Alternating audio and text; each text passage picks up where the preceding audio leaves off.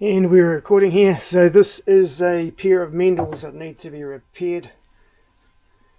So they get the hydrolysis and then the sole falls off. You can see the guys put some sort of adhesive here to keep it going for a while. And also the rand is peeled off quite badly. The boot's nice and waxed. You might have been using it for farming or something like that. But both boots are like that. It's quite, I've never actually seen, so you know, I did a bit of resoling, but for the rand to have completely peeled off, he's probably farming or something, you know, the feet of the livestock tend to scrape away at the edge of the rand here and start to peel it off. So this one's not as bad. It looks like he's re-glued it here. There's a little bit of hydrolysis starting here and it's come away. So anyway, the other part of this is our knife that we're sort of working on. So this is Oz 10. It's a Japanese stainless steel with about 1% carbon and a few other goody elements in it. So it will cut well for people and hold an edge and be easy to look after. So the reason why we went for Oz 10 is it's a little bit tougher than D2. Our experience with the Chinese D2 with another brand of knife and with the sample wasn't good, so we went with that instead. And we've got another one coming out, the VG10, which will be a fixed blade version of this. So this is our sharpener. So the reason why we've got these little angles here is so that the blade can rest on that, and then you just go around and around, come back and line it like that. The other way that people generally tend to sort of work out what their angle is just, you know, have that and kind of get to their thing. I used to do it myself, but I find this much more accurate, and you can see the edge on that is nice and accurately sharpened, and this has been resharpened about 5 times, so there's no rolling over, you know, I'm not missing the angle. So I've already done a little bit on this side, and this is a 3000 grit on this side. There's 1000 on this side and 3000 on this. So that should get it nice and sharp. Right, so you start with the blade, obviously, the flat side against here. Those two surfaces match, and then just go.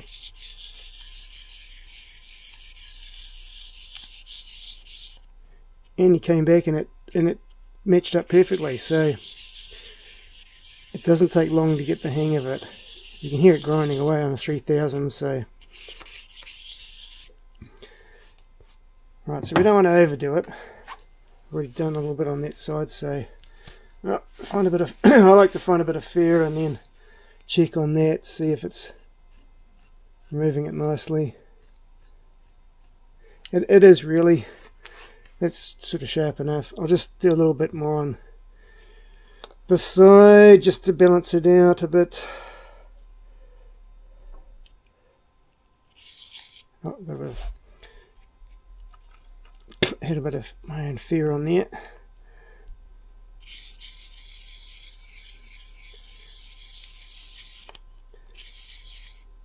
That'll be near enough, I reckon.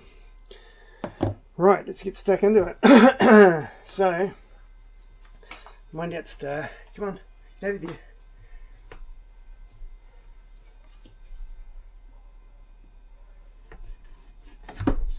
The last time I went through here, I a little bit low, so I'm going to go a bit high today.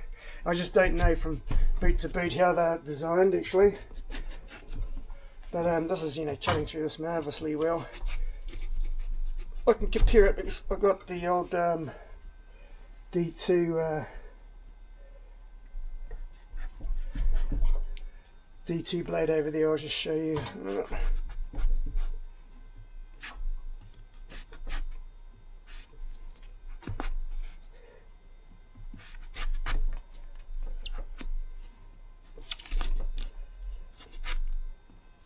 I can't sort of let you guys have a look at the actual job, but this is slicing well. Just the way they hold operation is the right way anyway, so it wasn't not much of a test there. this one will be a bit better. Usually by the time you come to the end of the boot, you know, you can feel it sort of getting a bit slower on the blade. So this is a D2 one, and you can see how I used to sharpen it. See how terrible that is? It's all rolled over. It's not very accurate. So you're wasting time sharpening. You're probably wasting a bit of steel on your knife, not sharpening consistently as well. So this one's a better one. So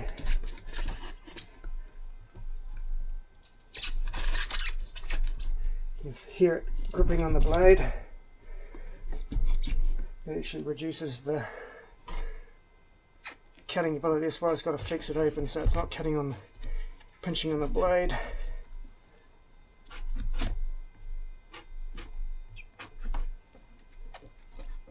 You've got to be careful not to cut into the leather.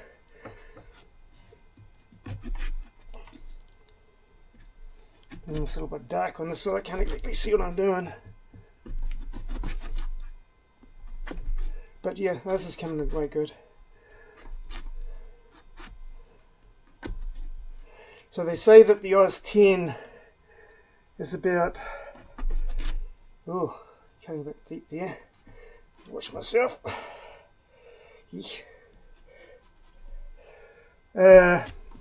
Cuts about 25% less than the, oh boy, cutting 25% less than the D2 or 20% in terms of edge retention. The D2 definitely has better edge retention according to that, but it's not massively so. So I've actually gone onto the tread there. Oh. Because they are different brands, each time you just don't know exactly how they are structured, so you don't know where you cross to actually cut.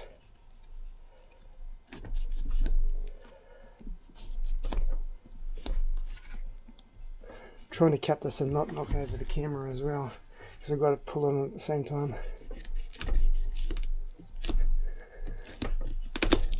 Oh. So cutting through the tread, that's carbon in there, so that will blunt and stuff. And we'll just check on the old arm. And it stopped cutting.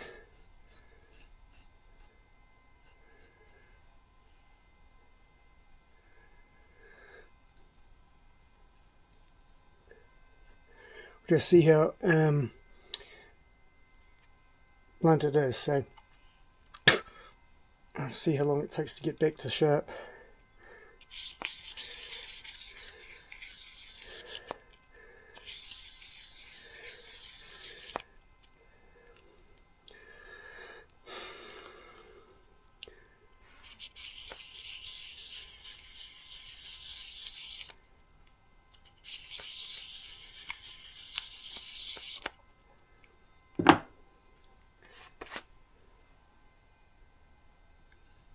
Yep, it's sharp again. I sort of run out of fear on the arm. I'd have to take my watch off really. It's a little bit here.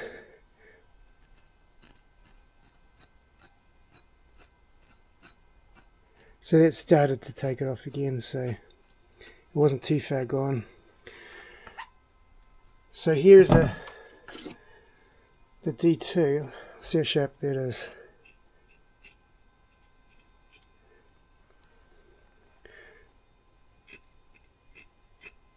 It's pretty equally sharp.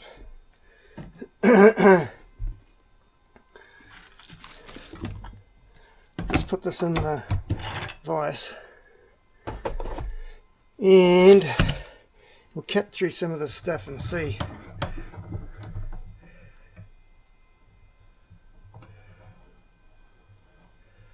See how much there will blunt on this.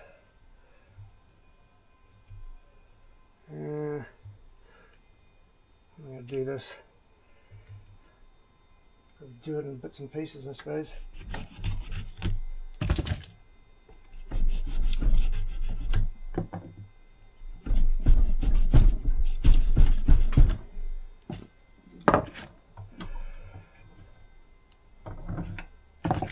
So they felt about the same sharpness.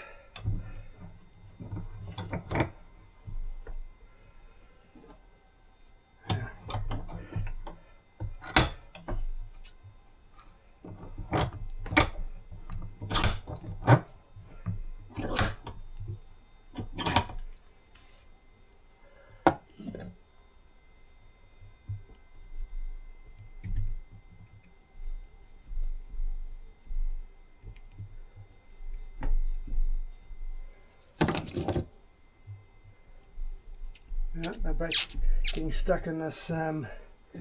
It's a different piece of leather, so a different piece of rubber. For some reason it's getting stuck, whereas that one wasn't. Probably because I was holding it down here. Yeah, that's the reason. I wasn't flexing it enough.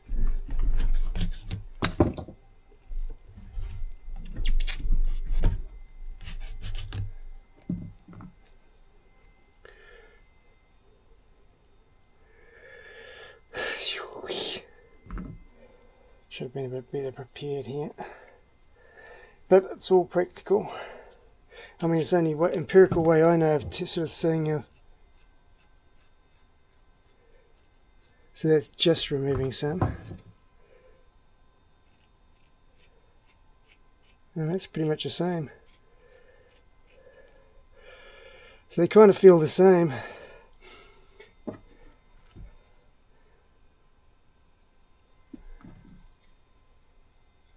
In terms of edge, but the D2 definitely is a little bit better than the was 10. So this is only 59 and this is 60. So we left it at 59. So you know, when we do the pine test of stabbing the point into the pine tree and then twisting it, and it doesn't snap. So the point's still good on that one after doing that test. And this D2 was actually pretty good. Was actually good. Like Meindl really do a good job of their D2, because if you're not doing it, it will come out brittle. That's why we had a problem with the Chinese tempering. But the knife nerds, which is a tester in the USA, and they have found that there's 25% better edge retention in the D2 compared to the Oz 10. So you know, well, obviously if you're doing something simple maths, 4 there, you get 3 out of this. The only thing is that we don't want the point to snap, because it's an instant warranty problem, isn't it?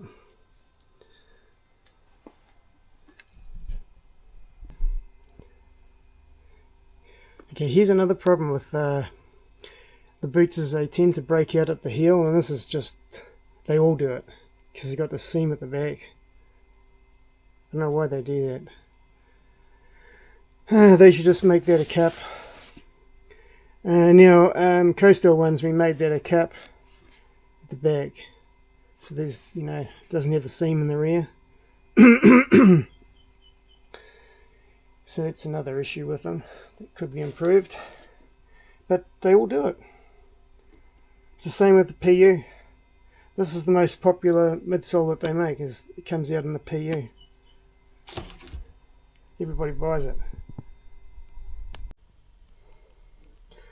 And just in the middle of tidying up these raggedy old Meindls, and if I can get the thing on this, yep, there we go, bit of focus, so there we go.